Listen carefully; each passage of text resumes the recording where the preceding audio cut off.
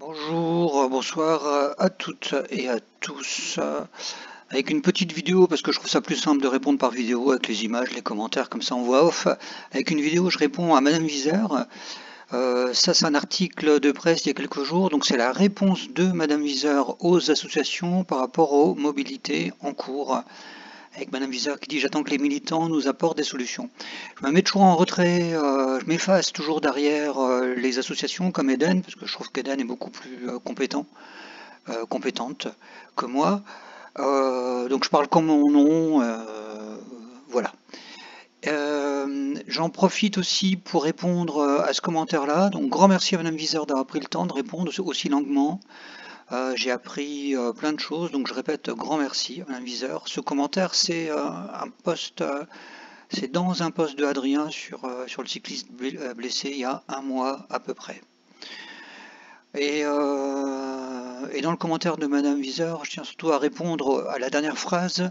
On ne peut pas tout partout d'un seul coup. C'est bien vrai, mais je pense qu'on peut quand même faire quelques petites choses. Et c'est ça que je vais proposer durant cette vidéo.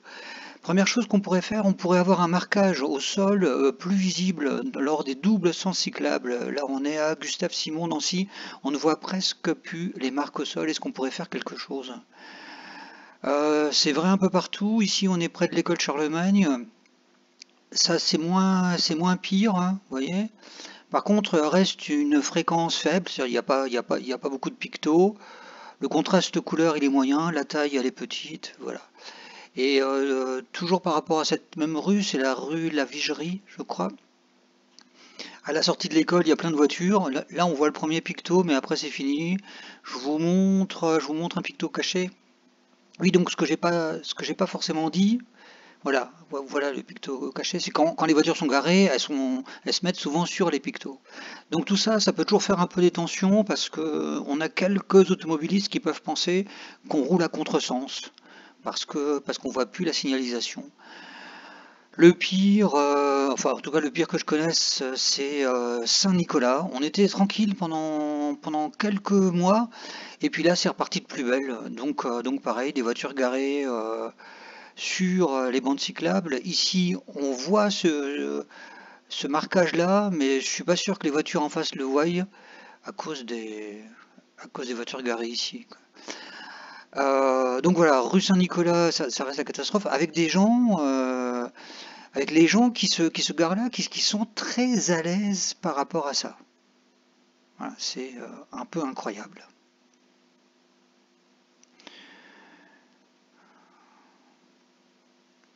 On reviendra sur l'application de la loi, en fait. Hop, à un moment donné. Tout ça alors que à certains endroits, ici on est Jacques Callot à Nancy, à certains endroits le marquage est vraiment bien fait. Ici on a des chevrons à Jacques Callot, et d'ailleurs par rapport à cette rue, j'en profite pour dire que à la fin, à l'intersection, c'est aussi bien fait parce que l'intersection, le marquage, les règles de priorité pour l'intersection, on voit, elles sont claires, hein, c'est dès le passage, il y a le panneau, il y a les mots écrits, il y a le marquage au sol.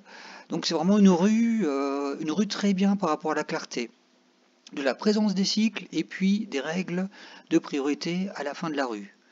Ce qui marche aussi bien, là c'est rue Voltaire à Laxou, la commune où vous êtes élu, Madame Viseur, avec avec les immenses bandes au sol, et ben on se doute qu'on est dans un double sens cyclable.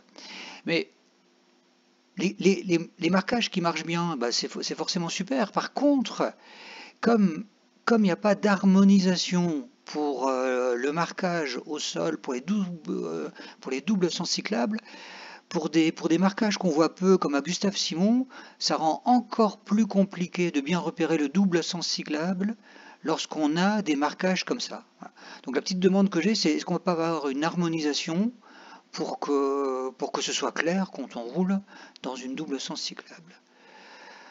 Euh, Deuxième point, et c'est toujours en rapport avec les doubles sens cyclables, là c'est rue Madame de Vanoz à Nancy, c'est quand il manque de la place, hein. Alors déjà, si je fais un petit aparté, on a deux bandes de stationnement plus une voie de circulation. Alors c'est aussi un choix de la part des élus de laisser deux bandes de stationnement et un stationnement qui est gratuit d'ailleurs. Mais après, après, je pense que c'est très démagogique, on veut faire plaisir à tout le monde, mais on n'arrive pas à passer. Il faut savoir, voilà, il faut savoir que pour les voitures, on a une signalisation, enfin pour les voitures, pour les routes classiques. Lorsqu'on a un rétrécissement de chaussée, on a une signalisation claire pour savoir qui a la priorité. Donc là on n'a pas la priorité et on doit attendre. Je crois que c'est rue Gambetta à Vendeuvre. Et puis là, on a la priorité. Donc ma demande, c'est est-ce qu'on ne pourrait pas avoir la même chose dans des doubles sens cyclables où les élus ne veulent pas enlever une bande de stationnement par exemple, et où c'est beaucoup trop étroit. Voilà. Troisième partie, je pense que j'ai terminé. Troisième partie, c'est sur les intersections. Pareil, et toujours par rapport au marquage. Je reviens au tout début. Voilà, non mais ça marche pas. On n'a pas de picto vélo ici. Alors qu'en fait, ça serait bien parce que le stop n'est pas respecté. Il est ici le stop, et c'est le grillage de priorité constamment. Voilà. Le stop, alors vous avez la bande ici et vous avez le panneau qui est derrière le sens interdit et c'est vraiment un stop. Donc voilà, un petit picto parce que ça marche pas. Le respect du stop. J'avais déjà demandé ça en septembre, aussi à vous, Madame Viseur. Donc c'est bien de demander ce qu'on voudrait avoir, mais après, si vous pouvez en tenir compte, ce serait encore mieux peut-être. Voilà. Toujours par rapport aux intersections, là je montre 3 maisons, un passage cycliste, je suis pas sûr que ce soit le bon terme. Au niveau de la signalisation, vous voyez un orange clignotant, vous voyez un panneau qui indique le passage piéton. Hop, nous cyclistes on arrive. Donc ce qui est vraiment bien, c'est qu'on a un picto vélo là, voilà, grand avec des flèches, donc rien. Mais la demande que j'ai, c'est est-ce qu'on pourrait pas avoir une signalisation qui indique les règles de priorité. Voilà. Je passe sur les voitures garées, hein, parce que c'est pas la thématique. L'absence d'indication de règles de priorité, c'est un peu récurrent. Je pense que pour le Grand Nancy, c'est des centaines de fois que ça arrive, des milliers, je sais pas, mais des centaines, c'est sûr. Je montre l'exemple là, c'est avenue Collignon à Nancy.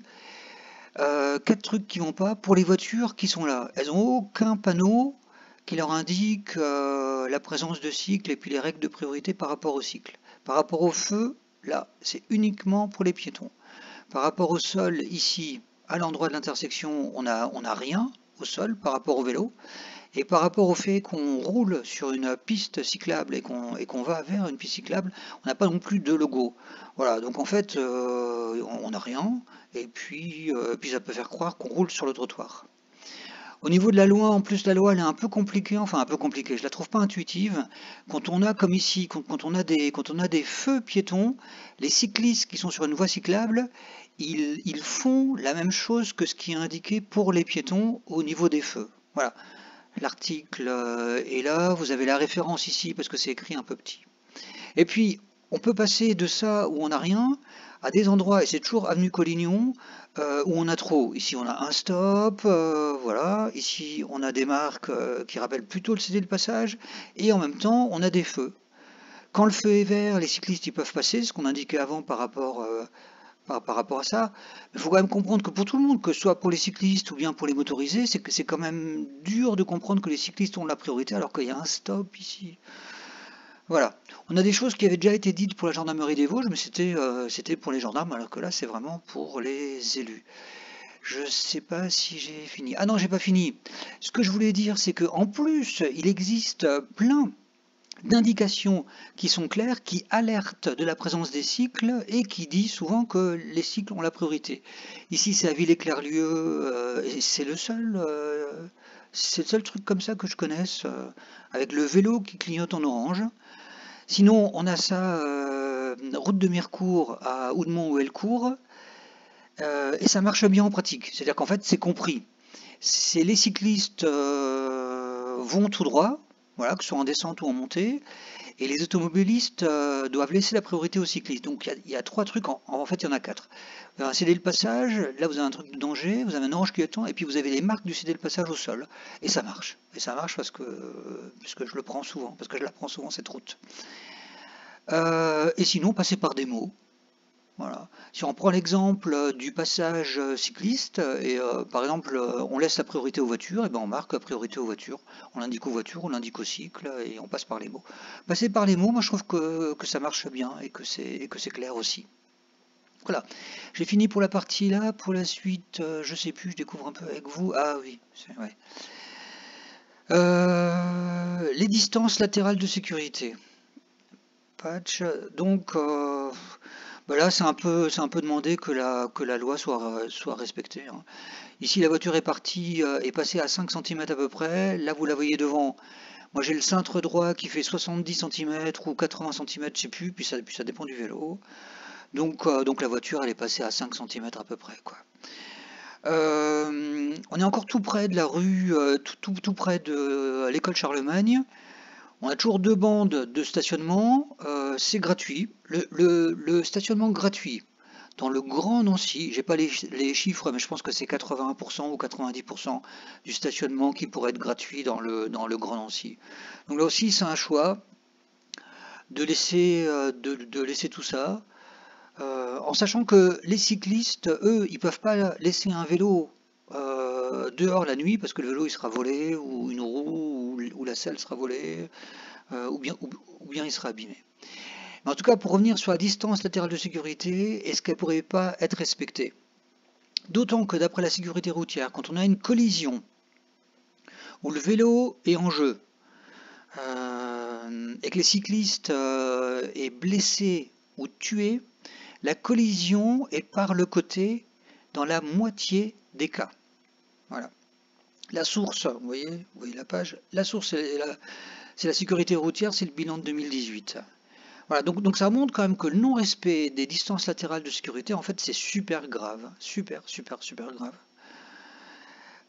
Quoi d'autre? Ah oui, et puis le clignotant, quoi.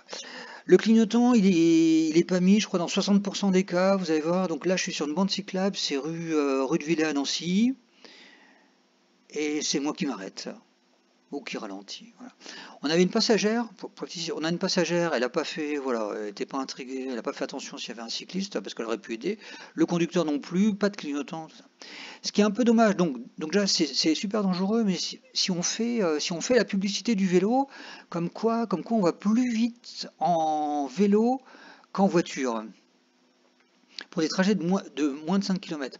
En fait, si on a des trucs comme ça empêche d'aller vite. Si à chaque fois qu'on est sur une bande cyclable et qu'il y a une intersection et qu'on se dit ah ben peut-être que la voiture elle va tourner, même si on n'a pas de clignotant, même si elle n'a pas de clignotant, et ben ça nous fait toujours ralentir, ça fait toujours peur, tout ça, voilà quoi. Puis c'est la loi, quoi.